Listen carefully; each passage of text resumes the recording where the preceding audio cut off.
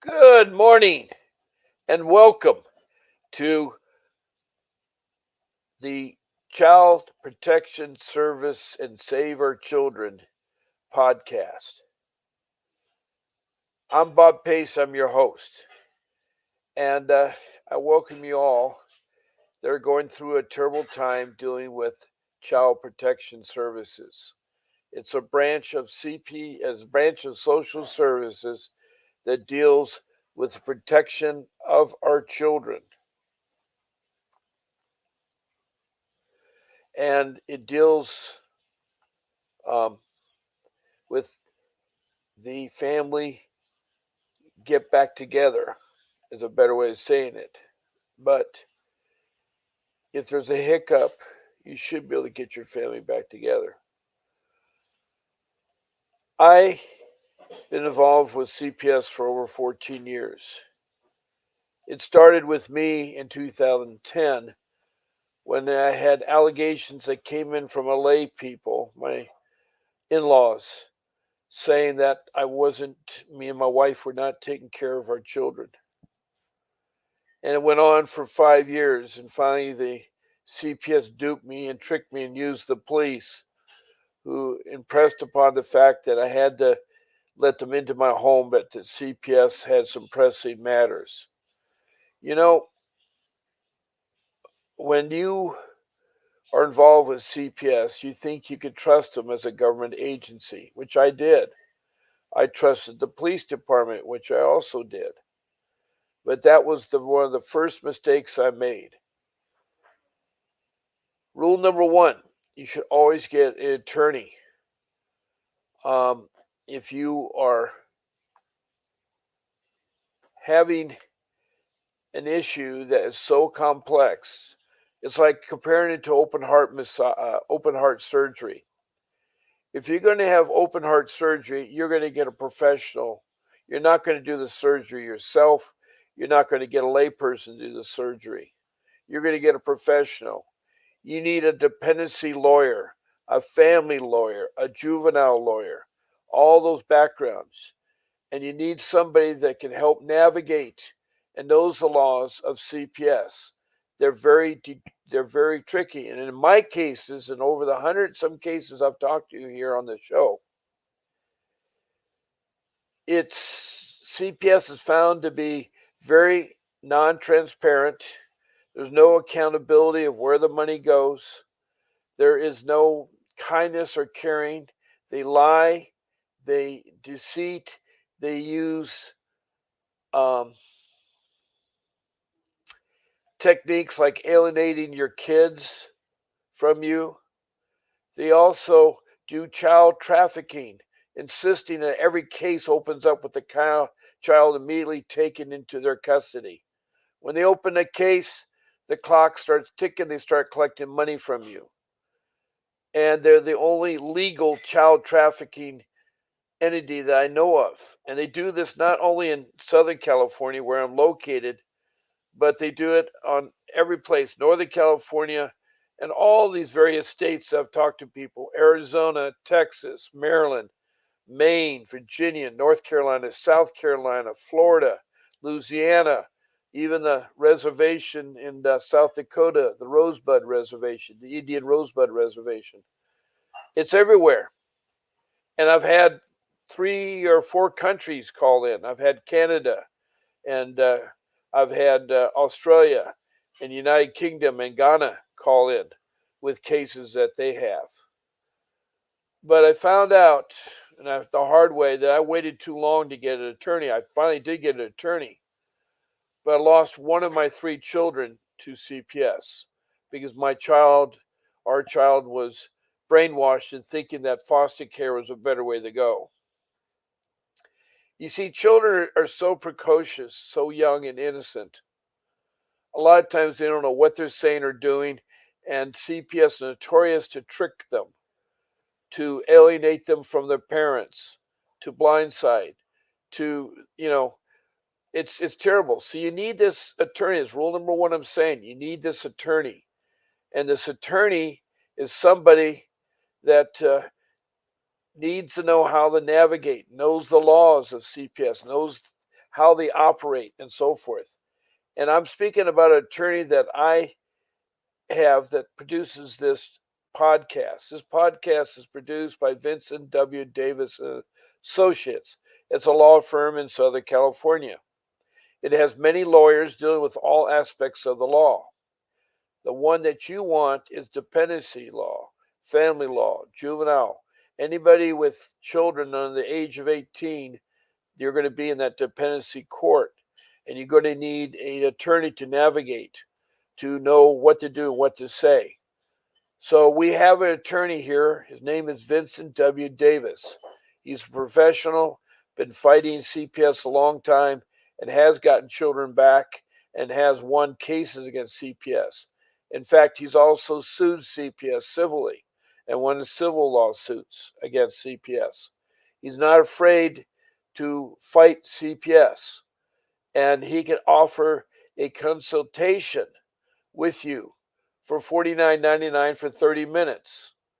That consultation is well worth the $50, the $49.99, because you get to know strategies and how to fight CPS and how to get your children back.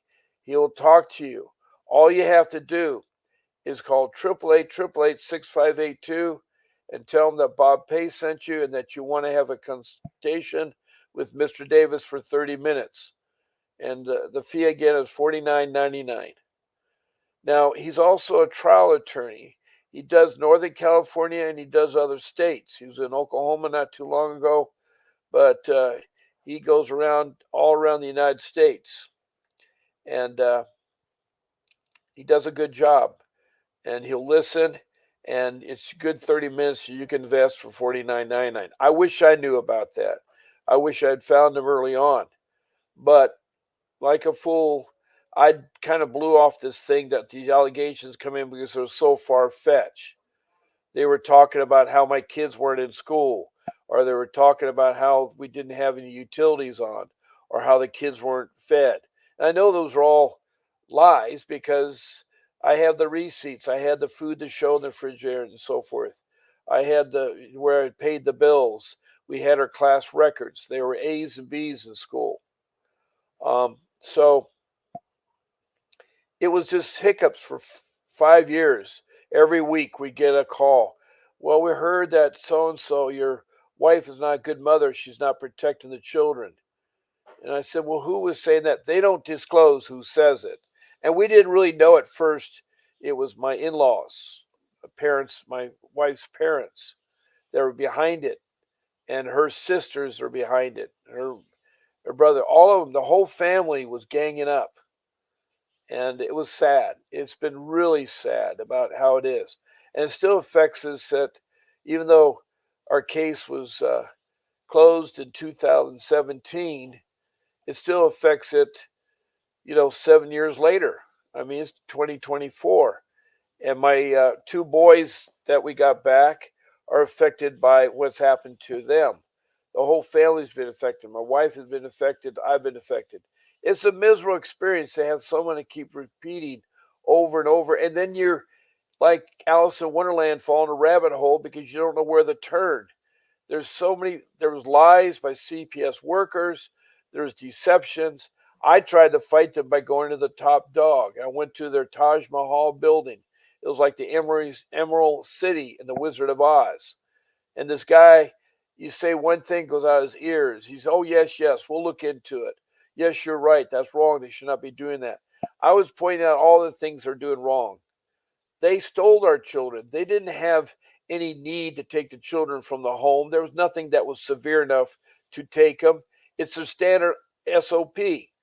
They get a complaint, and right away they say, oh, good, we probably have some dumb parents, and we'll take the kids and start collecting money. And I'm talking big money, like $20,000 a month per child. And we had 3 children. So that's $20,000, $40,000, $60,000 a month they're getting for 3 years, 12 months a year, 3 years. It was terrible.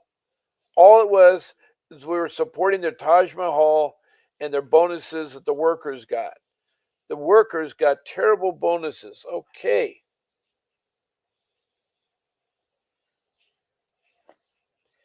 Yes, I did. The consultations were once free, but Vince has got so many consultations now that he has informed me that 30 minutes is $49.99. That's still a good bargain there. Um, uh, Diane McQuinn, 05, I think it is. I don't know what city and state you are from, but yes, there is a charge for the consultations now with Mr. Davis. So the ones that got the free consultations lucked out, but it's like anything in life, he had to charge there. So he charges $49.99 for 30 minutes, and it's well worth the $50 though, because he will help you. So anyway, I recommend you uh, set up a time to talk to Mr. Davis, and he will help you because I did. He helped me, and I got my two boys back.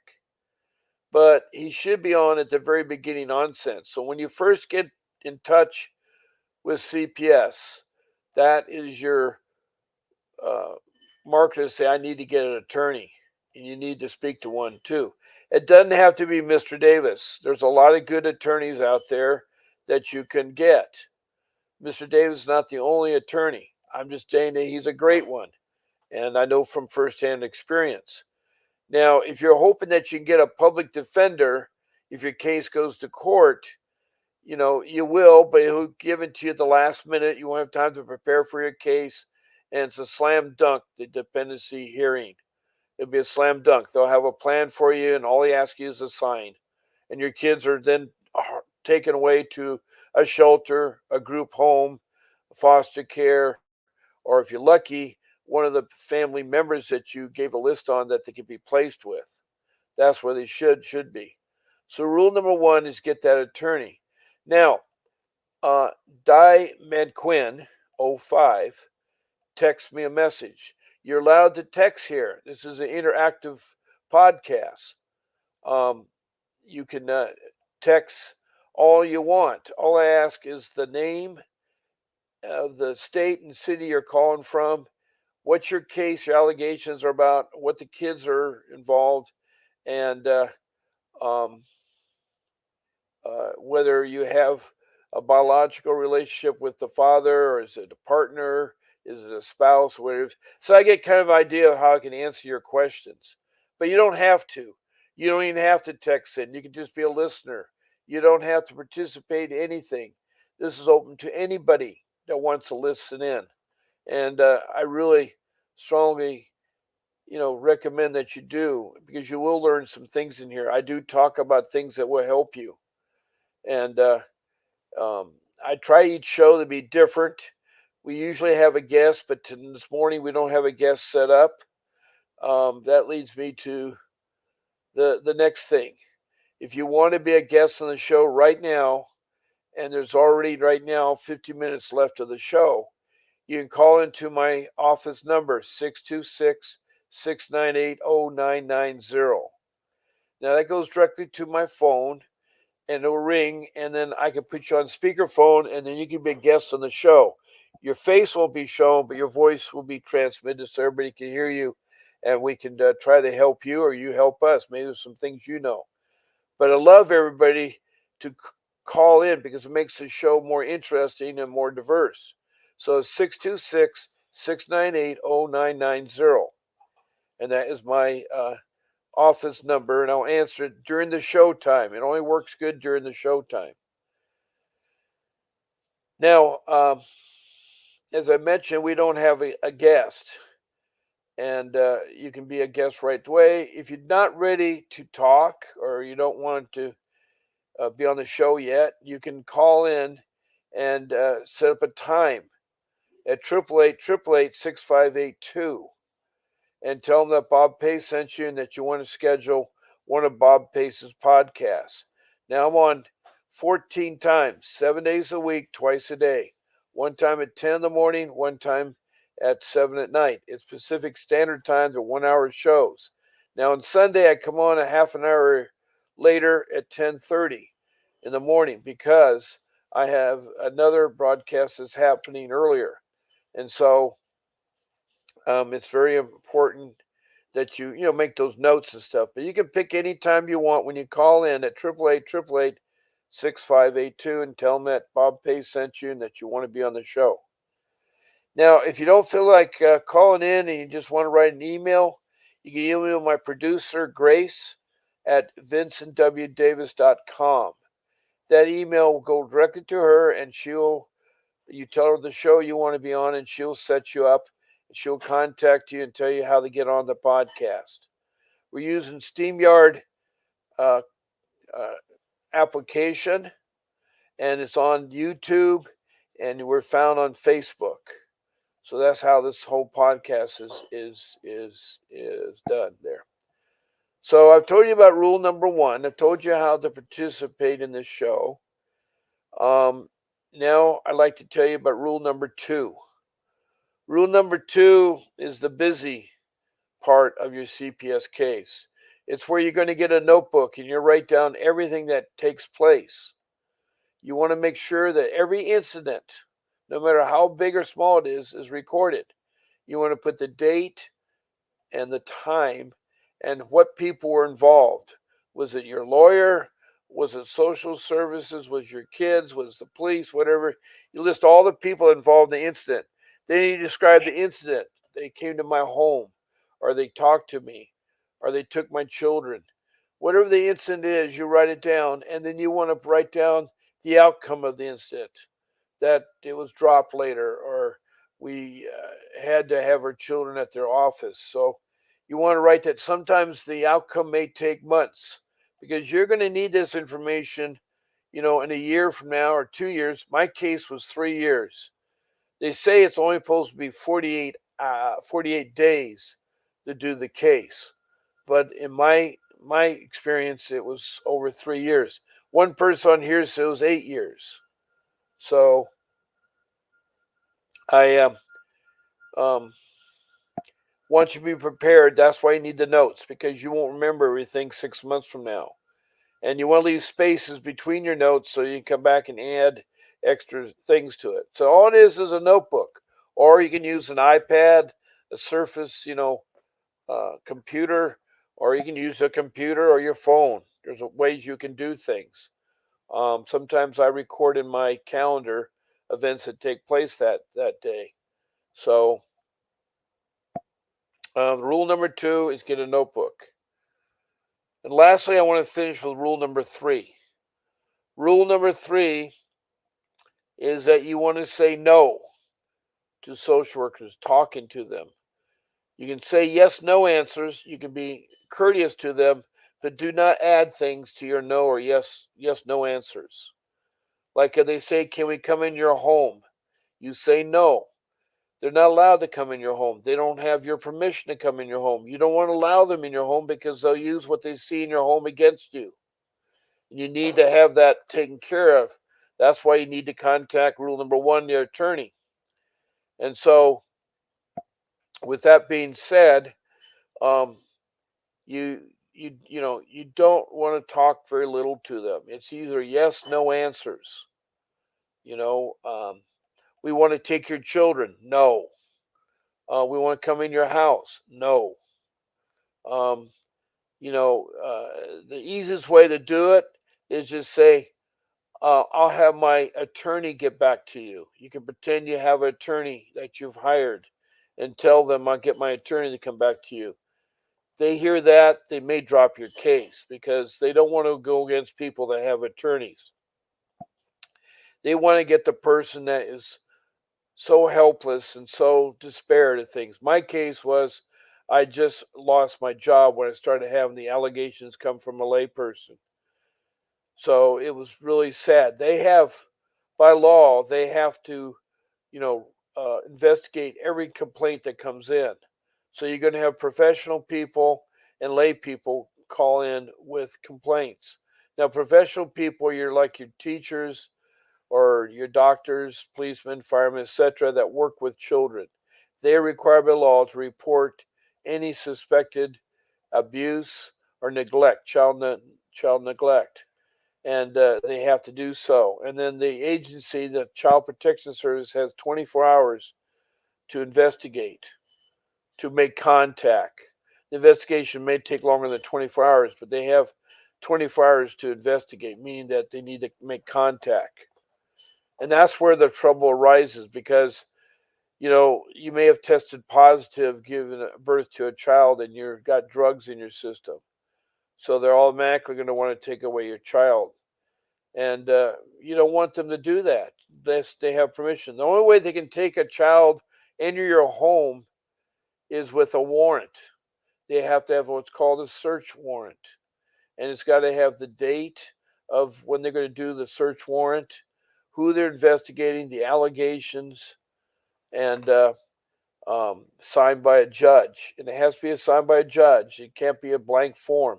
A lot of times the agencies will try to muscle a form by you that isn't authorized. Also, it may be the wrong date, or may not have your name on it or have what they're planning to do. They need to put on there what they're investigating and what the allegations and the name and so forth. And the same thing with children. They need to have a warrant to take away your child. They cannot take away your child. They cannot enter your home. Even the police cannot do so. The police don't have authority. Only a warrant signed by a judge has the authority to do that. Now, the police will come in if it's a life or death matter, meaning if there's an ongoing shooting going on, they're going to get involved. But if they're not anything like that, then they're not allowed to come in as well as the thing there. So rule number 3 is you do not talk to social workers and you do not let them in your home or take your children. It's so important for you to remember that. Um, Now, I've gone over the 3 rules. I've told you how they interact in this room.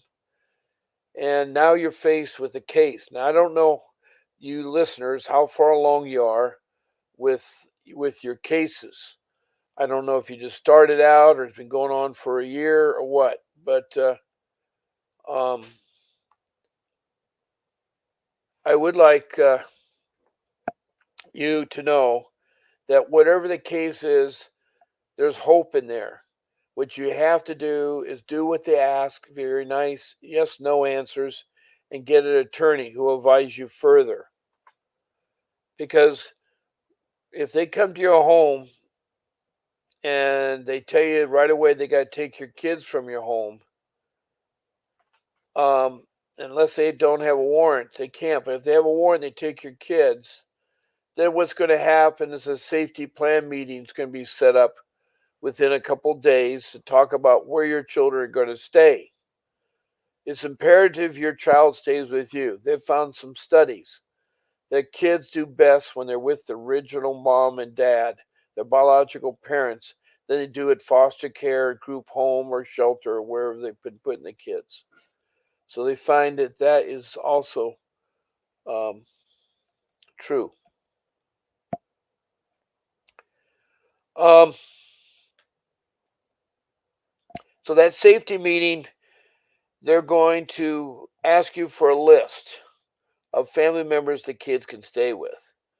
It's imperative that you have good family members that will help you because it's a lot better for them to stay there than stay at foster care or group home because they will be abused, they will be picked on, and so forth. By opening a case, the clock is ticking.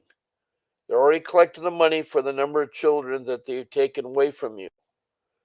And even if they're not taken away from you, they're still collecting money because the case is open. Not only do they take, the children away, they get money, and they get money also from Social Security. That's why it's very careful. You want to be careful giving your Social Security number out. Again, your attorney is best to ask those kinds of questions. It's okay to talk to them. It's okay to give a number. So those are the things you need to ask them. And most attorneys say no because things you say may sound innocent, but they're going to twist them. They're going to twist them and bend them not to your liking. So at that safety meeting, there's another thing to bring up, and that is called ICWA. Now, ICWA stands for the Indian Child Welfare Act, and it was enacted in 1979. to protect the children. Um, the Indian children. I'm talking about Native American Indian children, the tribe children. They've had a lot of problems with Native Americans, the first immigrants to our country here. Because in the 1800s into the 1900s, the Indians lost their right. They were put on reservations. They lost their right to live their nomadic ways. You know, society had a lot of negative views about the Indians. They wanted to cut their hair, and they wanted to abuse them. And they got them addicted to alcohol. And today, the Native American Indians aren't what they used to be, which is sad. They still have powwows. They still remember everything. But we had to enact a law. Um, and this law uh, is where the social workers would need to work to prevent the breakup of the family by setting up services appropriate for American Indians and Alaska Native families. You want to make sure your child can be placed with a relative, a family within your tribe, a family of another tribe, or a tribal approved institution. These activities are called active efforts, and they're required by this act that was passed in 1979. Um,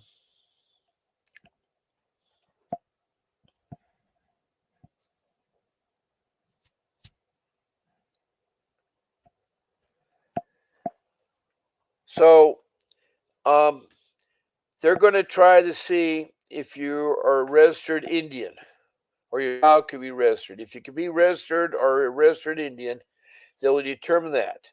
And that's where they let the tribe family members take care of the child and not them. Because for a long time in the 50s and 60s and 70s, they were taking so many Indian children into foster care.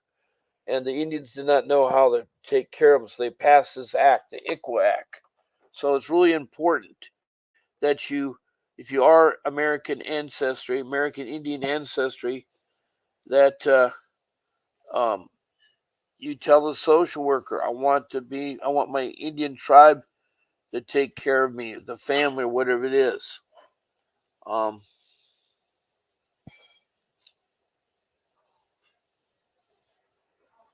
Let me see here.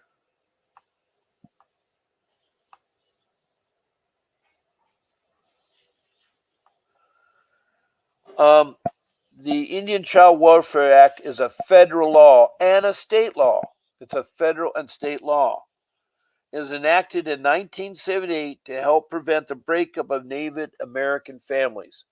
CPS was breaking up families so bad, so bad. They do it with other kinds of families. It sets the standard that all state courts must follow in child welfare case and child custody case involving members of any federal recognized Indian tribe in the United States and to those eligible for membership.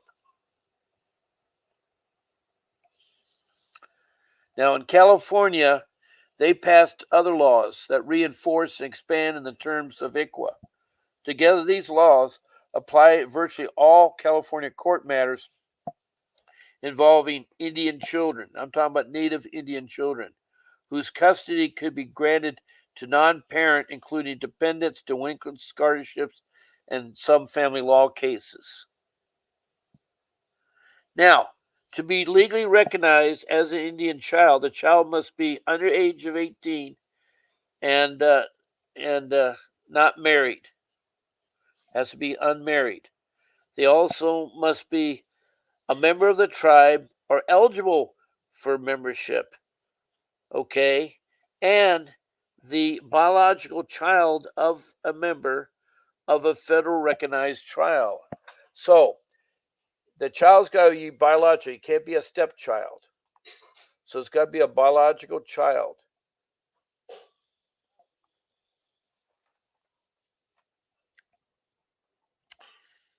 Now, there are 4 types of court cases. They may directly involve a child if the child is an Indian child. The ICWA will apply to all these cases. There's family court where the parents who separate go to ask a judge to make orders regarding child custody, visitations, parental times, child support, and so on. ICWA applies in all these matters if they touch on the custody and care of Indian child. Must be granted rather must be granted to someone other than the child's parents.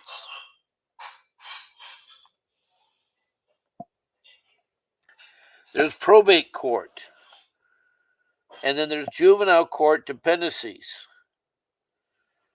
And then there is another one here called the juvenile court delinquency. So those are the four types of court cases. And that is pointed out to Native American Indian children that there is protection for you there. So during that safety plan meeting, you're going to list of family members your kids are. It's been proven, and I've said that over again, that children are best to stay with their biological families. They have better rates of survival and so forth. So it's a hard thing to determine, but hopefully, in my case, we had my wife's sister and her husband who took her kids for a couple months. We thought the case would be over in a short time, but it started becoming month after month, and my wife's sister, just couldn't handle it anymore. She said it was too much work. Yes, taking care of children is a lot of work. We love taking care of our children. We participated to all their school activities, parent teacher conference, back to school night. We participated in their performances. If there was musical or theater performances, we participated in their carnivals and activities at the school. We also had them in Boy Scouts and Girl Scouts and participated in Boy Scouts and Girl Scouts. We're very active with our children, and we loved our children.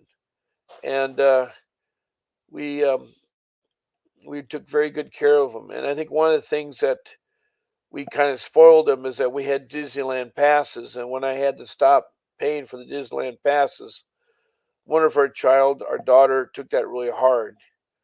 She's always was told that she's a Barbie girl in a Barbie world.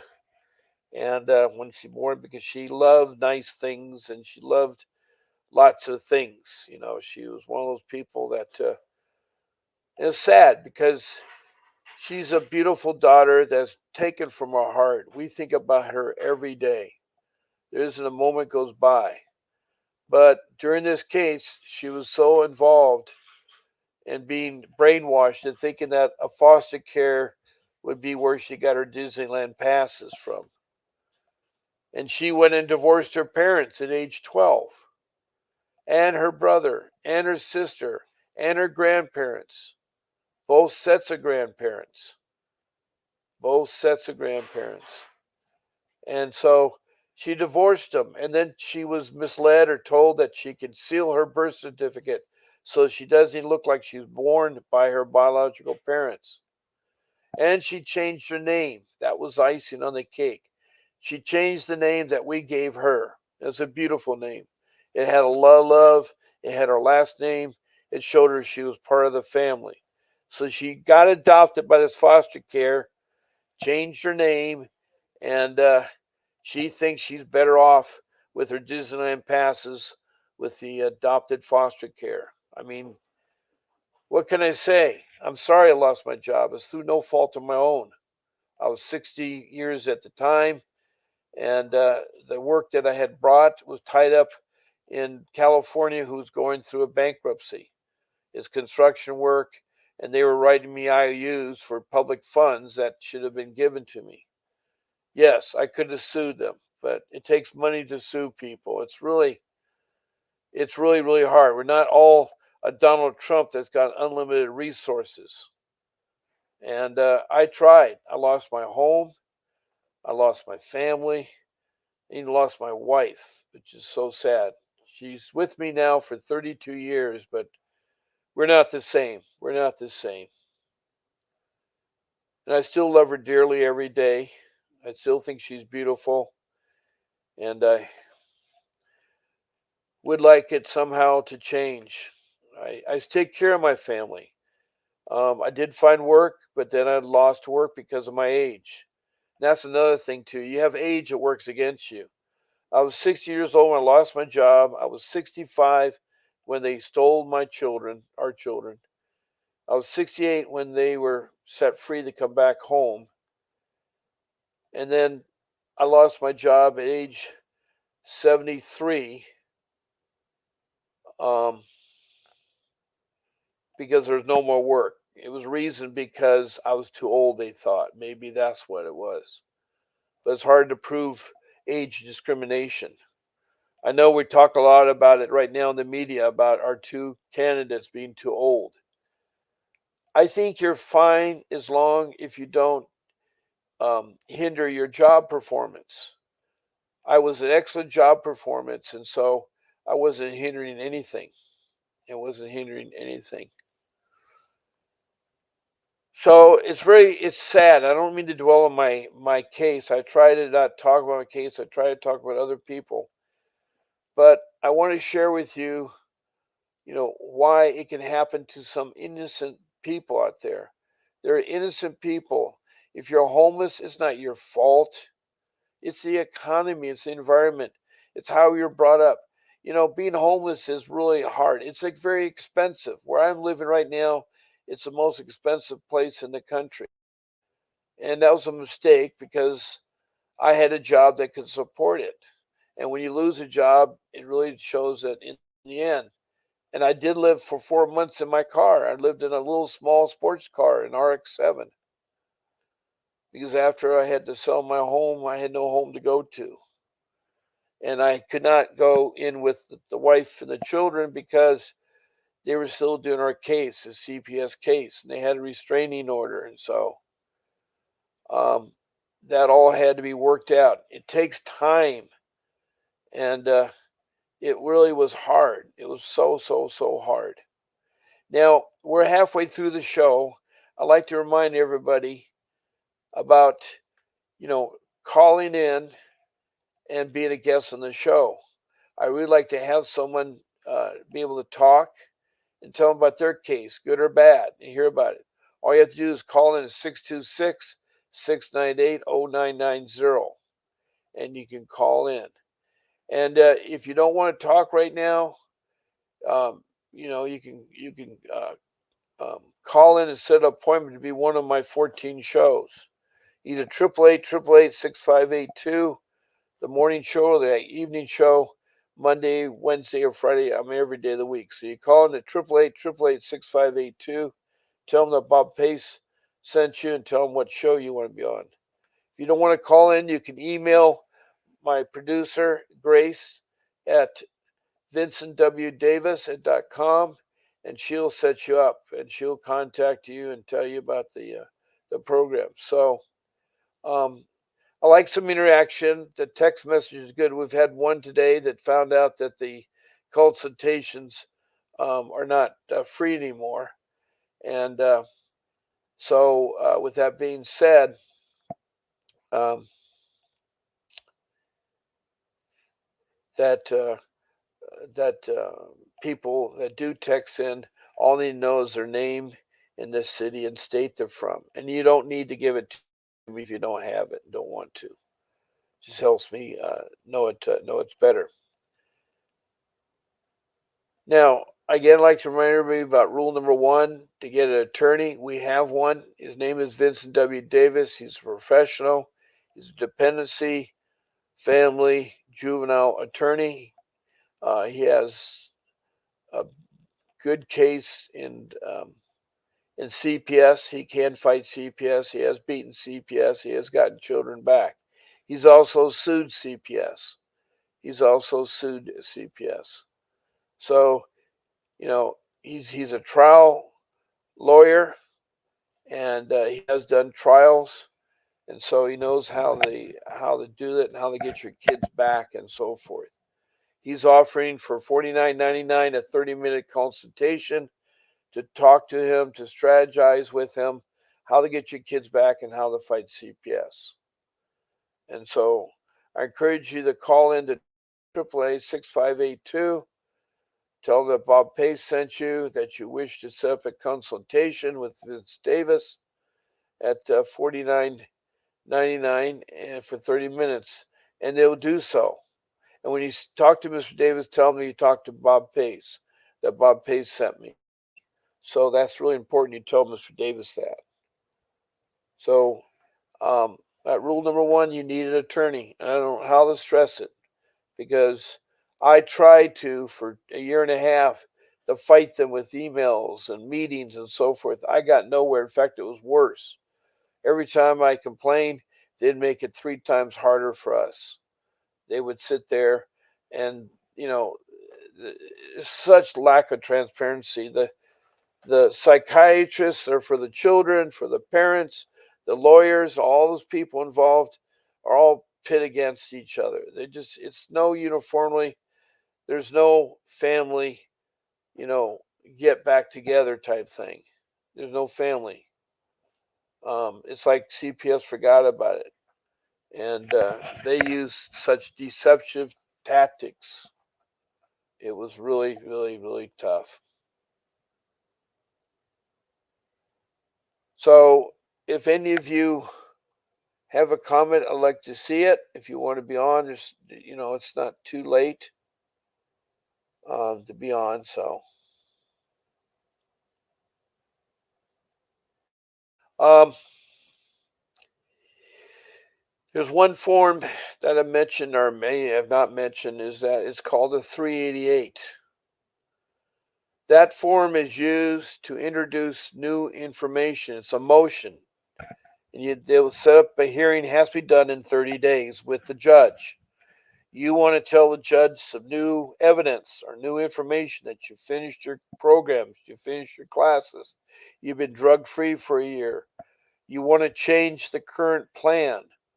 And so the plan is saying such as now you want to change it, you want your kids returned. You need to file the 388 motion. And it's a motion to have a hearing with the judge. And it's to introduce new evidence, things you just completed, those kinds of things. So it's very important. Again, with your attorney, you can discuss the 388. Now, I've heard that's the same number in Maine, but other states it may be something different. Anyway, just say you need to do the form to have a hearing with a judge to change the plan. And how are you going to change the plan? You're going to introduce new evidence that you finished your classes and program, or you found something that wasn't true and you can prove your point, and you want the kids returned to you. So don't forget the 388. It's a really important piece of document.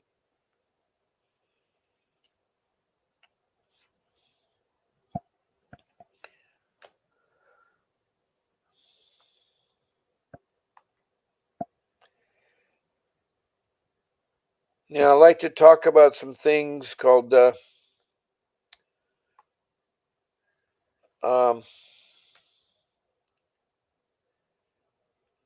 the CPS process is composed of following stages.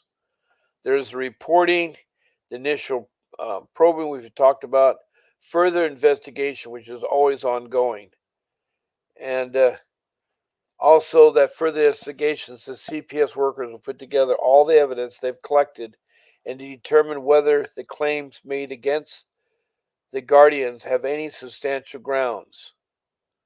Then they will develop a case. They'll develop a case plan, which tells you what programs to take and everything else.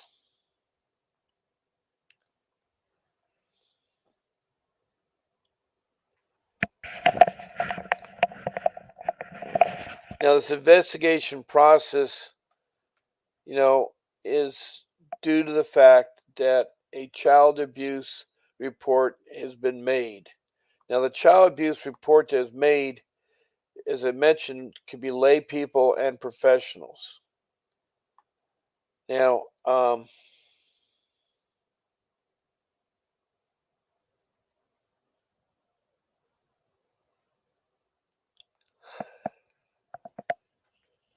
there is abuse that goes on and neglect with children. And we have to protect our children. There's bad abuse. Now, does a report to CPS mean that I'm a bad parent? No, but you are guilty until you're proven innocent, meaning that all reports are assumed true until you are found not guilty. With most cases of law, you're innocent till you're proven guilty.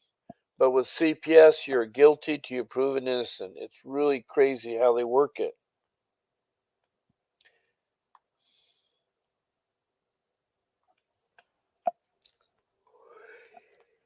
Now, this CPS worker is going to talk to other people who know your children, such as doctors or teachers. The social worker will contact you to arrange a meeting. And sometimes they'll make unannounced visits. If the children are school age, the social worker may visit them at school. State law permits school visits, but most meetings must take place immediately. These immediately take place. These meetings preferably take place in a family home. The social worker will ask to do a home assessment. You be careful of that. In some cases, a social worker may visit with representative from a neighborhood agency that offers service in the area. So, home assessment is when the social worker will ask questions to determine if your children are safe. Depending on the situation, the social worker may ask to other people who know your children, such as doctors or teachers. Now, after the assessment, the social worker made a determination whether the child abuse or neglect concerns were substantiated, inconclusive, or unfounded. He or she will talk with you about the results of this assessment. Well, some of them not even talking to parents. I found that out. Now,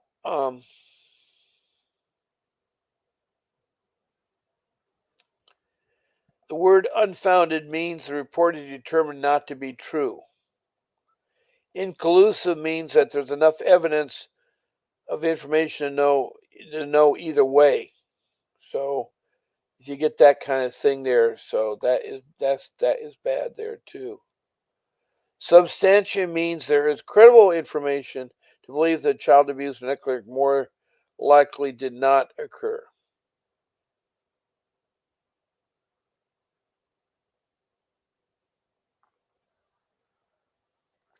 Now, one thing's nice is this law requires CPS to document its activities. So, you know, you do have access to your records. They're called CPS files.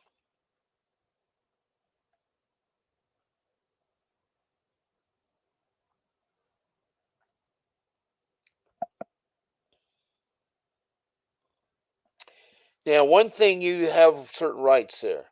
You have a right to be treated in a professional manner with dignity and respect, free from discrimination. That does not take place with the CPS that I was involved in. You have the right to have your language, culture, or other special needs accommodated. You have the right to speak to a supervisor or program manager if you're concerned regarding the action of the agency. See, that's why you can sit there and say, I want to speak to the program manager, the director, or you want to speak to the supervisor. That is your right. There's also something called an ombudsperson. Is a complaint officer. The ombudsperson is a civil rights coordinator, and you can request to speak to them. You can respect to speak to them. Now, the ombudsperson does this: provides information, answers questions, and addresses your concerns. You conduct an independent complaint regarding agency policies or practice, issues, and procedures. There's all the stuff that an ombudsperson can do. They do not give legal advice. They cannot overturn court orders, and they cannot investigate matters which appeal, which when appeals or lawsuits are pending. So you don't want to do lawsuits or appeals after your case is over.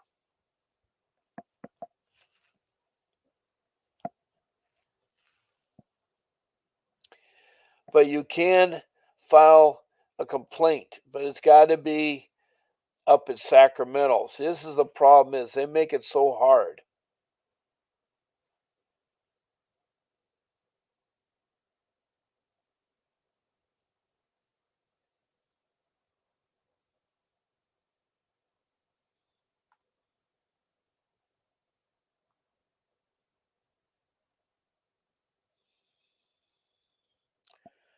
Now, it's important that you know about the applicable laws and regulations.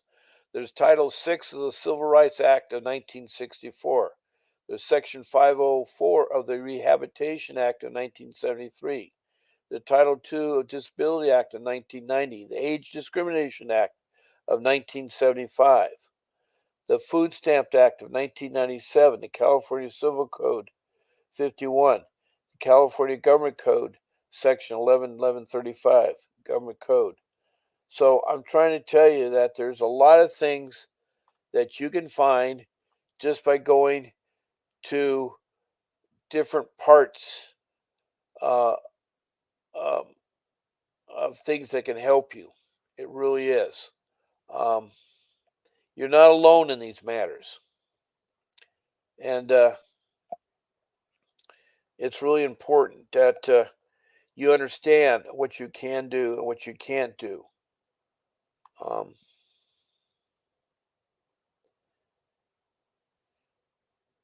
there, uh,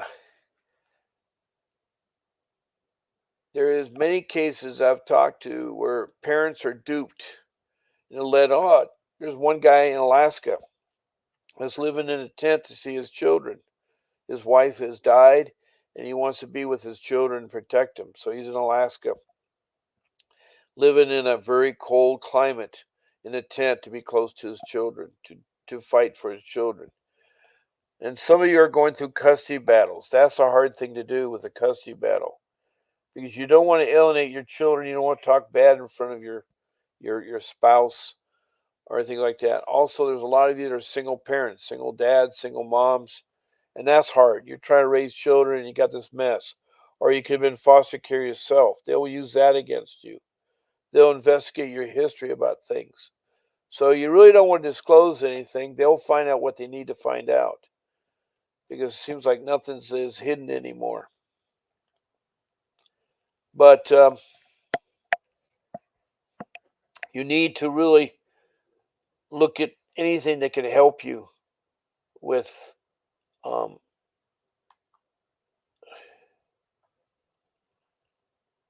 with your case with your child. If you have a hiccup, you're tested positive for drugs. It's not the end of the world. That can be fixed, and you can get your kids back.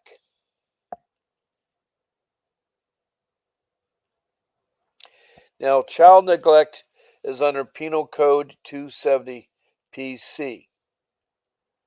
And child neglect occurs when a parent willfully and without lawful excuse fails to provide them necessities such as clothing, food, medicine, and shelter. That's what neglect is all about. If a parent of a minor child willfully omits without lawful excuse to furnish necessary clothing, food, shelter, or medical attendance or other remedial care for the child, they are guilty of a misdemeanor. It's a misdemeanor. If a court has made a final adjunctatious um, in either a civil or criminal action that a parent of minor child can live of such adjudications, they willfully omit to finish necessary items for care.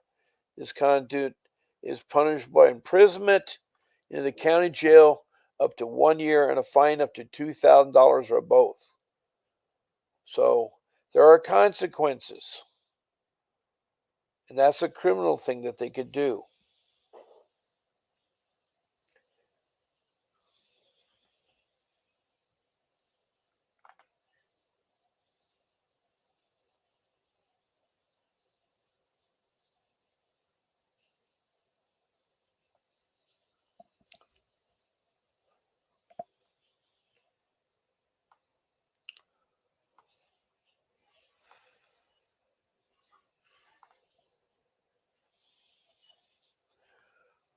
Okay, one thing that's really important too when you're around your child, you do not want to have any domestic violence taking place. And they could be physical or they could be verbal. And what I mean by verbal, they could be in a situation where um, there's yelling and screaming going on.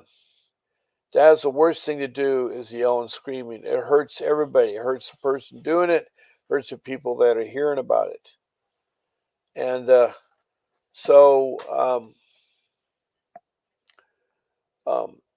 arguing in front of your children is a no-no. You need to stop, do a timeout. You need to go for a walk. You need to come back and address it later because arguing from your children will do damage, and that is domestic violence.